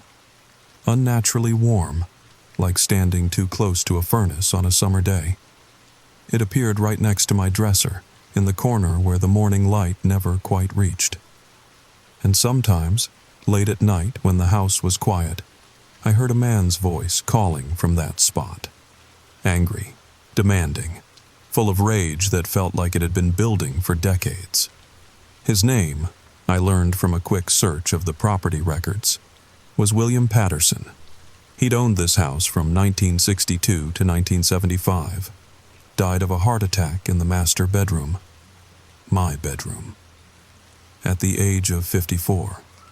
But his story was very different from Mei Li's. Where she had been innocent, forgotten, desperate only to be remembered and honored, William Patterson carried something darker. Something that made the warm spot feel oppressive rather than comforting. Something that whispered not of sadness or loss, but of secrets, guilt, things done in darkness that were never meant to come to light. The house was indeed full of stories, and I was beginning to understand that not all of them would be as gentle as a little girl who just wanted to go home. So, what do you think William Patterson did that keeps him trapped in that warm spot? What secrets could be so dark that they bind a spirit to the very place where he died? And was Mei Li right about the house collecting stories, storing them in these impossible patches of wrong temperature, waiting for someone willing to listen? Have you ever experienced something in your own home that you couldn't explain? A cold spot, a warm patch, strange sounds, voices that whisper your name when you're alone? Drop your experiences in the comments below. I'm genuinely curious about your encounters because, honestly, I'm still living in this house, still discovering its secrets, still learning that sometimes the most terrifying stories are the ones that are completely true. And after what happened with Mei Li, I've realized that sometimes the scariest stories are the ones begging to be told, the ones that won't rest until someone bears witness to what really happened in the shadows of ordinary places. If this story gave you chills, if it made you look twice at that corner of your room that always feels just a little too cold, hit that subscribe button and ring the notification bell, because William Patterson's story is coming next week. And trust me, it's going to make Mei Li's tale seem like a gentle lullaby. Sweet dreams, everyone. And maybe, just maybe, pay attention to those strange spots in your own homes tonight. You never know who might be trying to tell you their story. Story number 4. Picture this for a moment. You're watching security footage from last Tuesday. Everything looks normal. A jogger runs past at 6:47 a.m. But when you blink, they're gone. Not around the corner, not out of frame, just gone. Mid-stride, like they never existed at all. If you think that's unsettling, wait until you hear what happened next. What would you do if someone you saw every single day, someone whose routine was as predictable as clockwork, suddenly vanished? Not just disappeared, but vanished, between one frame and the next. Would you trust your own eyes? Would you tell anyone? Or would you wonder if you were losing your mind? That's exactly what I've been asking myself for the past 3 days. And I need to tell someone. I need to know I'm not going crazy. So please, just listen, and maybe you can help me understand what's happening in my neighborhood, because either reality is breaking down or something is hunting us, one by one. The story begins now. My name is Marcus Chen, and I work the night shift at Secure Watch Solutions in Portland, Oregon. It's one of those jobs nobody really thinks about. I sit in a room with 27 monitors, watching security feeds from suburban neighborhoods, making sure nothing happens, logging incidents, calling the police when needed. 4 years I've been doing this. 4 years of watching empty streets, sleeping houses, the occasional raccoon knocking over trash cans. You learn the patterns. Mrs. Rodriguez walks her poodle at 5:15 a.m. sharp. The Peterson kids catch the school bus at 7:42. And Sarah Winters, she jogs past camera 12 every morning at 6:47 a.m., like clockwork. Sarah is, I don't know which tense to use anymore. She's a real estate agent, mid-30s, always wears these bright neon running shoes you can spot from a mile away. Pink on Mondays, yellow on Tuesdays. You get the idea. I've never actually met her in person, but after watching someone's routine for 2 years, you feel like you know them. She has this thing she does. Right by the Hendersons' house, there's a crack in the sidewalk. Been there since the city repaved in 2019. Sarah always does this little hop-skip move to avoid it. Every single day. Same spot, same motion. It's almost musical, like she's dancing to a song only she can hear. Last Tuesday started like any other shift. Coffee number 3, fighting to stay awake. Watching the sunrise creep across the monitors. The familiar burn in my eyes from staring at screens too long. My back aching from the cheap office chair corporate refuses to replace. I was filling out an incident report about a broken streetlight when movement on camera 12 caught my eye. There she was, right on schedule. 6:47 a.m. Tuesday meant yellow shoes, those ridiculous neon yellow Nikes that looked like highlighters strapped to her feet. She was running her usual route, past the Hendersons' house with their ridiculous collection of lawn flamingos, 23 of them. I'd counted during a particularly boring shift. I watched her approach the crack, started to smile, waiting for the hop skip. It's the little things that keep you sane on night shift. These tiny human moments that remind you why you're watching, protecting, even if they never know you exist. I glanced down at my report. Just for a second, maybe 2. Had to correct a typo. Changed malfunctioning to malfunction. Such a small thing, such a tiny moment. When I looked back up, she was gone. Not gone like she'd run out of frame. Gone like someone had deleted her from existence. The timestamp still showed 6:47 a.m. Same frame, same Henderson's flamingos, same crack in the sidewalk. But no Sarah. I blinked, rubbed my eyes, looked again. The street was empty. My first thought was that I'd dozed off. Micro-sleep. Happens sometimes on night shift. Your brain just checks out for a few seconds. But the timestamp hadn't changed. Still 6:47 a.m. I rewound the footage. There she was again, running, approaching the crack. And then, nothing. No transition, no blur. One frame she's there, the next she's not. I slowed it down, frame by frame. At exactly 6:47:23 a.m., Sarah Winters vanished mid-stride. The coffee mug slipped from my hand, shattered on the floor, hot liquid everywhere. I didn't care. I was watching the footage again, and again, and again. My hands were shaking as I checked the other cameras, all functioning normally. Camera 11 showed Mr. Patterson loading his truck for his morning deliveries. Camera 13 had the usual view of empty driveways and sleeping houses. Everything normal, everything except camera 12. I called Ray, the tech guy, but he wouldn't be in until 9. Left a rambling voicemail about equipment malfunction, possible software glitch, need immediate diagnostic. Then I did what any reasonable person would do. I convinced myself I'd imagined it. Lack of sleep, too much caffeine, eyes playing tricks. The human brain isn't designed for night shift. It rebels, makes you see things that aren't there, or not see things that are. Except I saved the footage. Copied it to my personal drive, because something in my gut, something primal and ancient, told me this was important, that I'd need proof later. My hands moved on their own. Muscle memory from 4 years of saving incident footage. Only this time, I was saving the impossible. I finished my shift in a daze, kept checking camera 12, waiting for Sarah to jog back into frame, laugh it off, make me feel stupid for worrying. But the street stayed empty, and when 7 o'clock rolled around, when the morning joggers should have been out in force, nobody came. Patterson didn't leave at his usual time.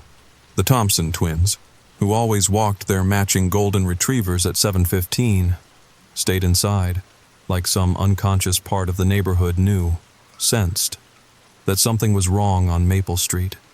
I should have gone straight home, should have climbed into bed, pulled the covers over my head, pretended nothing happened. That's what a smart person would do. That's what a sane person would do. Instead, I drove to Maple Street, to camera 12's location.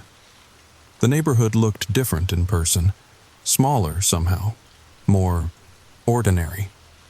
The Hendersons' flamingos seemed cheaper in daylight, plastic and faded.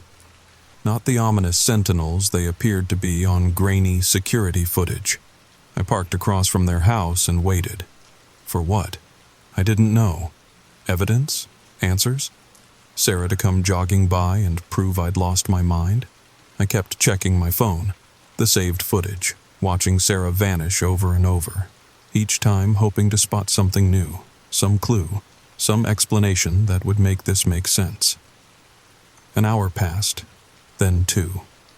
The neighborhood waking up around me, cars pulling out of driveways, school buses making their rounds, normal Tuesday morning things. Except nobody jogged down Maple Street. Nobody walked their dogs past the Hendersons' house, like animals avoiding a predator's territory. I was about to leave when I noticed something. A scorch mark on the sidewalk, right where Sarah had vanished. Not a big mark, maybe the size of a dinner plate.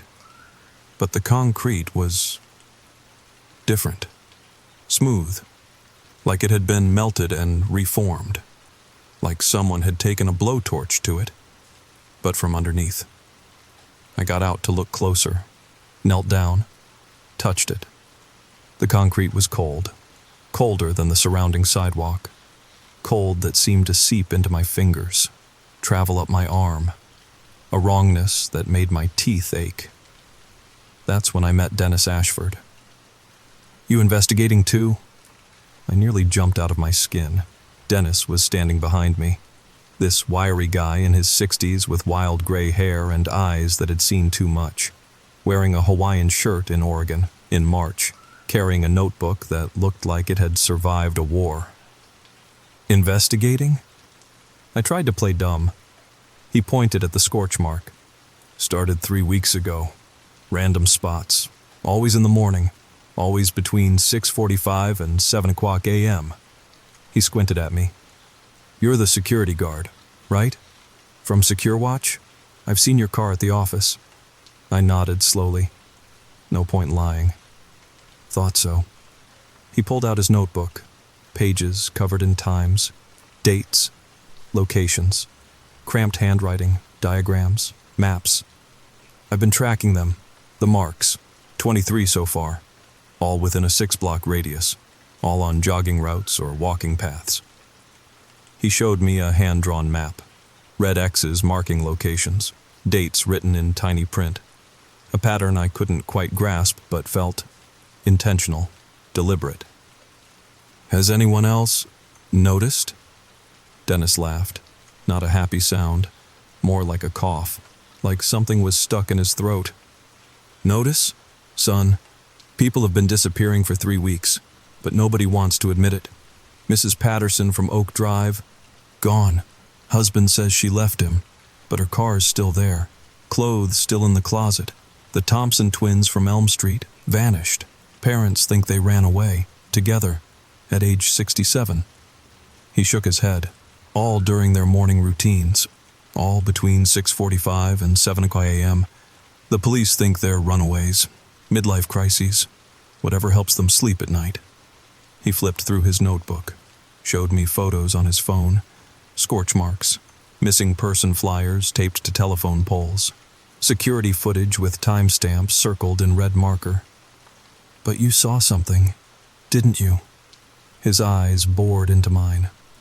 "That's why you're here, at exactly the wrong time of day, staring at exactly the wrong piece of sidewalk." I thought about the footage on my drive, about Sarah vanishing mid-stride, about how crazy this all sounded, about how I hadn't slept in 22 hours and maybe this was all some exhaustion-induced hallucination. "Yeah," I whispered. "I saw something." Dennis smiled. Not a comforting smile. The smile of someone who'd been waiting for validation, for proof they weren't insane. The smile of a drowning man who'd just found another person in the water. "Then you need to see the rest." His apartment was a 5-minute walk above the old Sunshine Bakery that had closed 3 years ago, but still somehow smelled like fresh bread. Dennis unlocked 3 deadbolts, typed a code into an electronic lock, pushed open a door that looked reinforced. "Can't be too careful," he muttered. "Not anymore." The apartment was overwhelming. Every wall covered in maps, photographs, newspaper clippings, red string-connected pins on a massive corkboard. It looked like something from a conspiracy thriller, Or a crime scene, or the last refuge of a brilliant mind trying to solve an impossible puzzle. "Coffee?" He didn't wait for an answer, just poured 2 mugs of something that looked like motor oil and smelled worse. "This started exactly 23 days ago." He pointed to a calendar. March 3rd, circled in red. First disappearance. Maria Santos, jogger. Vanished on Pine Street at 6:52 a.m. No witnesses, no body, just gone. Left her dog behind. Little corgi named Muffin. Still had the leash in its mouth. Sat there for 3 hours waiting for her to come back. He pulled down a manila folder. Inside, dozens of printed screenshots, security footage, traffic cameras, Ring doorbell videos, all time-stamped, all showing the same thing. Nothing. "I've been collecting everything I can find. Every camera, every angle, every disappearance. Look at this." He spread out the images, different angles, different days, but always the same pattern. A person moving through frame, a flicker, then empty space. At first I thought it was editing, deep fakes, some sick joke, but then I found this. He pulled out another folder, this one marked Shadows. "Watch the shadows." Dennis pointed to one image. "See? The shadow stays for a split second after the person vanishes. Like whatever takes them doesn't quite get everything on the first pass." My blood ran cold. He was right. In frame after frame, a shadow lingered, human-shaped, frozen mid-motion. Then it too would disappear. But for just a moment, the shadow existed without its owner. "What do you think it is?" My voice came out shakier than intended.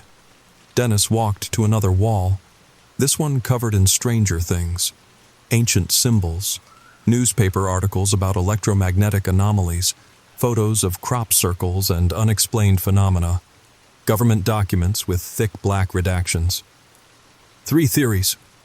He held up fingers. 1. Government experiment. Some kind of targeted elimination system. Silent, traceless, perfect for making problems disappear. We've got 3 military contractors in the area. Raytheon, Darkwater, Techdyne. Any one of them could be testing something. He sipped his coffee, made a face, added more sugar. 2. Dimensional rift. Maybe something went wrong at that tech company over in Hillsborough.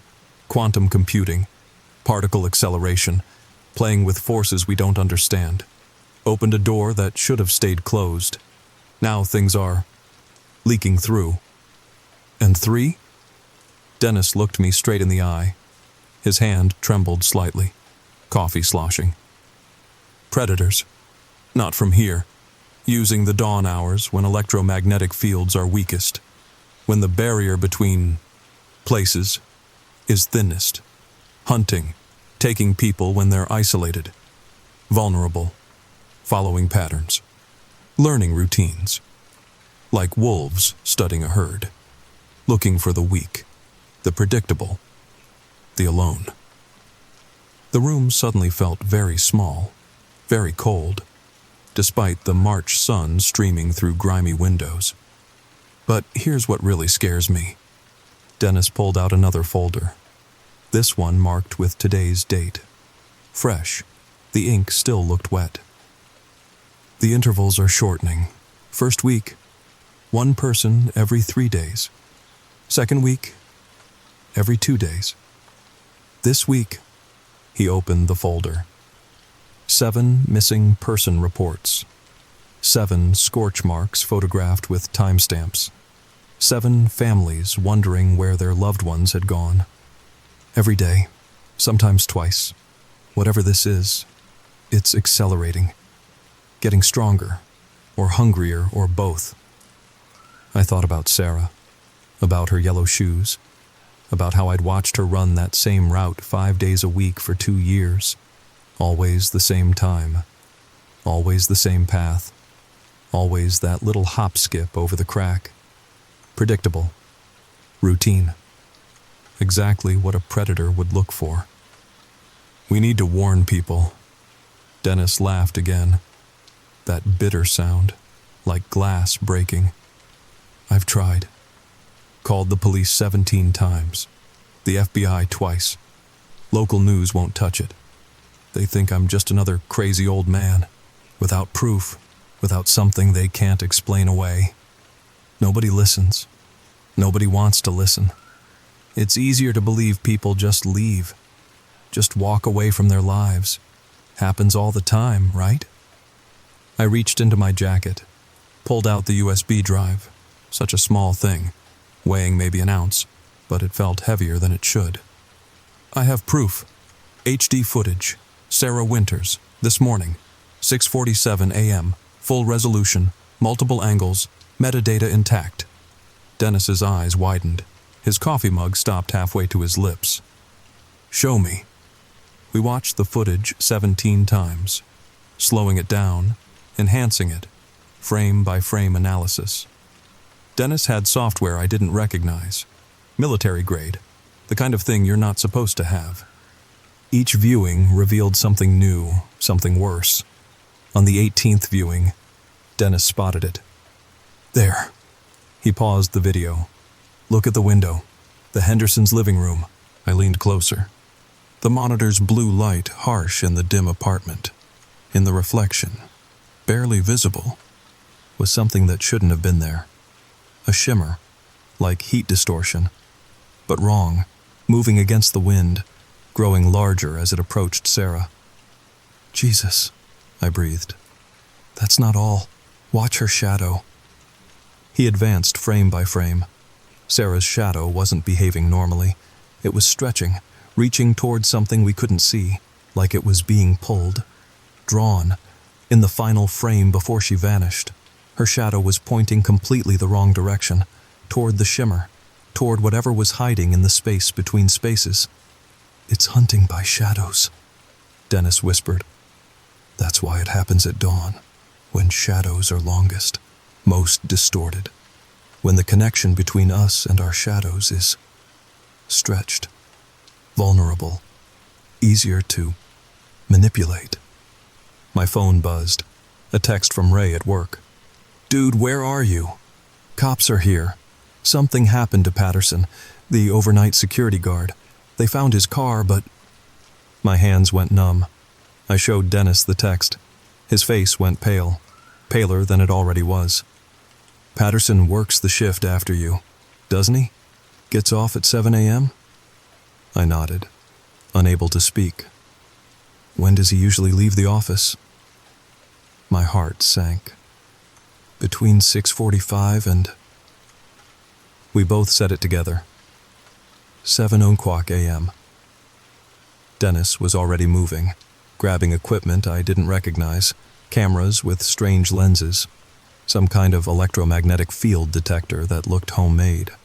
A bag of what looked like iron filings, salt, mirror fragments, things that belonged in a different kind of story.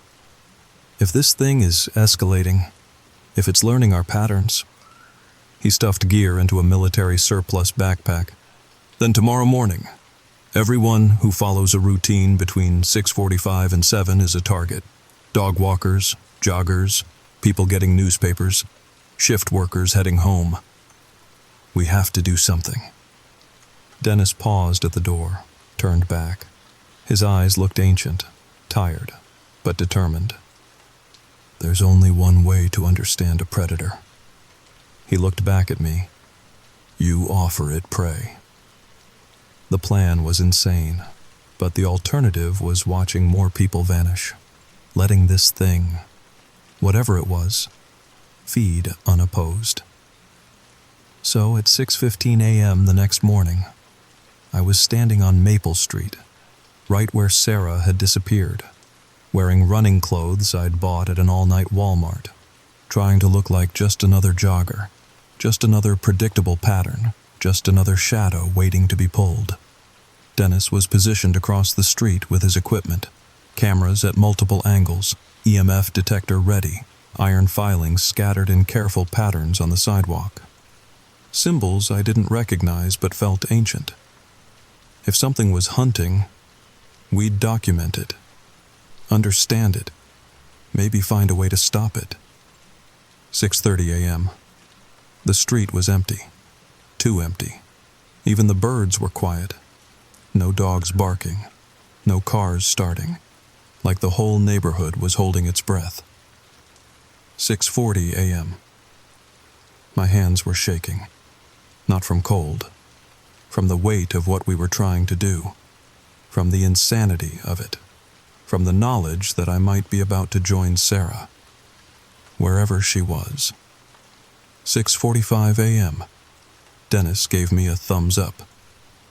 Recording. All systems active. Whatever happened next, we'd have proof. I started jogging. Slow, steady, following Sarah's exact route, past the Hendersons' house. The flamingos seemed to watch me, track my movement, over the crack in the sidewalk, and yes, I did the hop skip. Don't ask me why. It just felt necessary, like breaking the pattern might alert it too soon. My shadow stretched out behind me, long and dark in the dawn light. Normal, natural, but I could feel it, the wrongness, the attention, something watching, waiting, hungry. 6:46 a.m.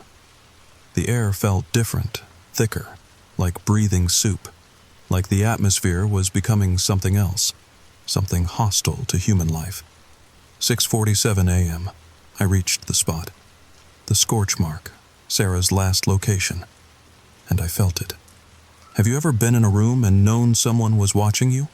That crawling sensation on your neck? The primitive part of your brain screaming danger? Multiply that by 1,000.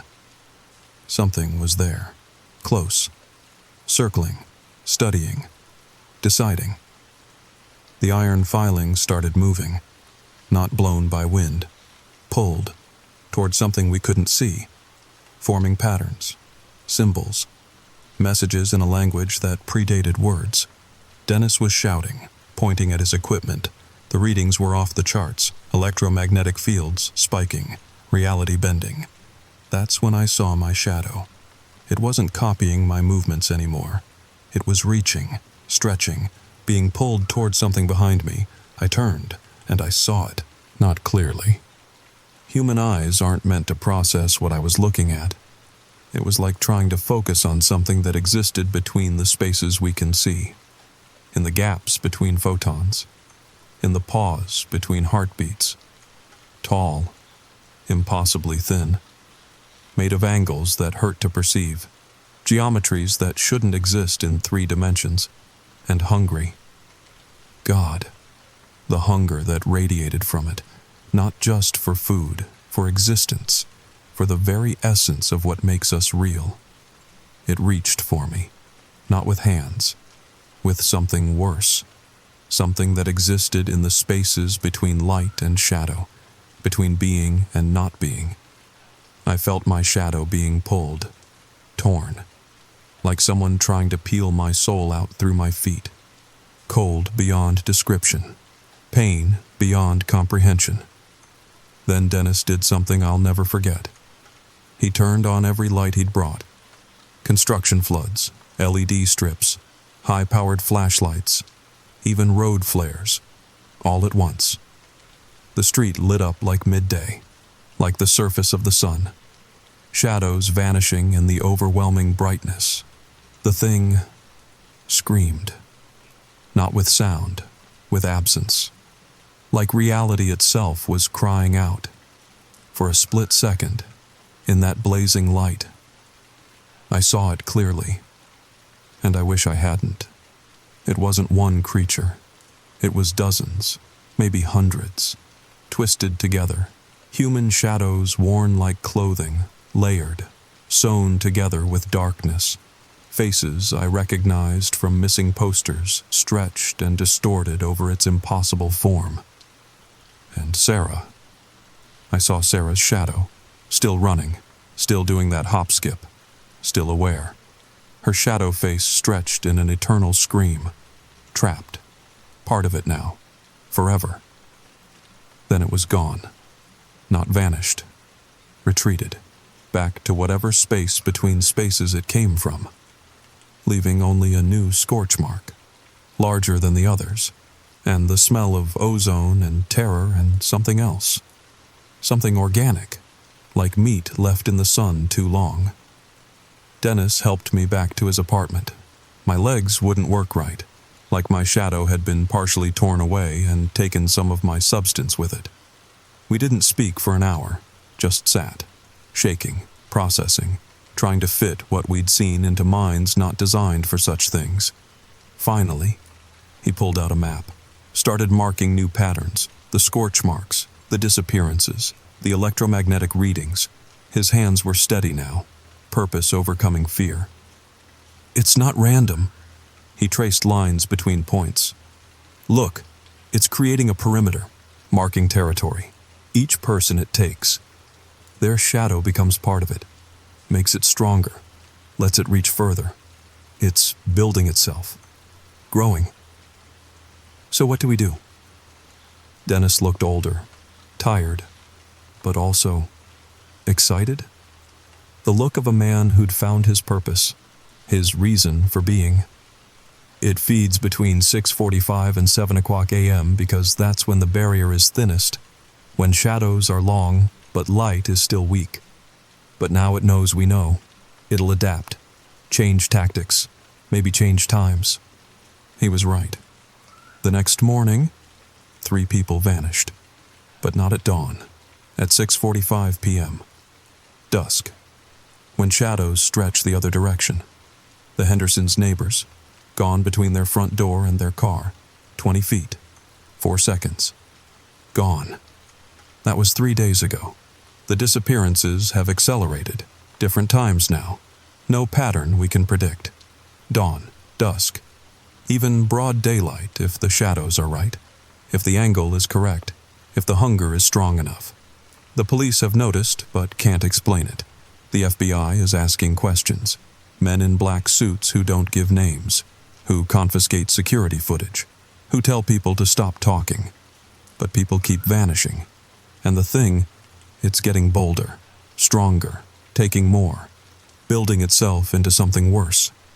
Dennis thinks it's building toward something, that once it has enough shadows, enough stolen lives, it won't need to hunt from the spaces between.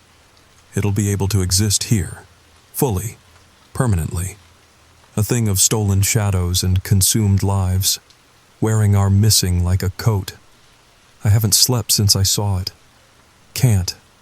Every time I close my eyes, I see Sarah's shadow, still running, still trapped, still aware.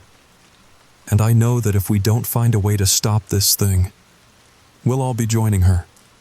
One by one, shadow by shadow, until there's nothing left but it. wearing us, being us. But wrong. Dennis has a plan. Says he's been researching old books, ancient texts, things that talk about shadow eaters, light thieves, the hungry ones who live between. Says there might be a way, a ritual, a weapon, something. But here's what terrifies me most. Remember that security footage I saved? The proof of Sarah vanishing? I went to check it yesterday, to show someone else, to finally get help. It's changing. Not deleted. Changing. Each time I watch it. Sarah's face is less clear. Her features blurring, like she's being erased, not just from the world, from memory, from reality itself. And I checked the employee records at her real estate office. She's not there. Never was. Her desk belongs to someone named David Martinez. Always has. Her apartment is empty. Has been for months, according to the landlord. No missing person report. No family asking questions. When I asked about Sarah Winters, people looked confused. Like the name almost meant something. Almost triggered a memory. But didn't quite. Even Dennis's files. The photos. The evidence. Fading. Aging decades and days. Like the thing isn't just taking people. It's erasing them. From reality. From memory. From existence itself. Unmaking them. Unwriting their stories. How long before I start forgetting? How long before Dennis vanishes and I don't even remember meeting him? How long before the empty spaces where people used to be seem normal? Natural? How long before we accept the gaps in our world as if they were always there? I'm uploading this while I still remember, while Sarah Winters still exists in my mind, while the truth still has shape. Dennis says we're going to try something tomorrow, something dangerous, something that might stop it or might feed us to it. But we have to try, because the alternative is letting it hollow out our world one shadow at a time. If you're reading this, check your local news. Count the missing person reports. Notice the patterns. The morning joggers who don't jog anymore. The dog walkers who left their dogs behind. The familiar faces that aren't familiar anymore because they're gone and you can't quite remember them. And tell me, honestly, do you remember Sarah Winters? 35, real estate agent, bright running shoes. Did a little hop skip over the crack in the sidewalk every morning at 6:47 a.m. Do you remember her? Because I'm starting to forget her face. The sound of her footsteps on the security feed, the way her ponytail bounced when she ran. And if you can't remember someone, if nobody can, did they ever really exist at all? Wait, do you hear that? Outside your window, that sound like breathing, but not quite. Like air being pulled through spaces too small. Look at your shadow. Right now. Is it pointing the right direction? Is it copying your movements? When did you last check the time? And tell me, when did you last see your neighbors? The ones who used to walk their dog every morning? The ones whose car hasn't moved in days? The ones whose mail is piling up? When did you last really see them? Or are you already forgetting? Already accepting the absence? If you're watching this between 6:45 and 7 o'clock, morning or evening, check your shadow. Trust me. Check it right now. And if it's not copying your movements exactly, if it seems to be reaching for something you can't see, run. Don't think. Don't look back. Just run. Get to the light. Any light. All the light you can find. Because once it marks you, once it knows your routine, once it tastes your shadow, you're already gone. You just don't know it yet. Please, share this. Tell others. Maybe if enough people know, if enough people watch, if enough people remember, we can stop it.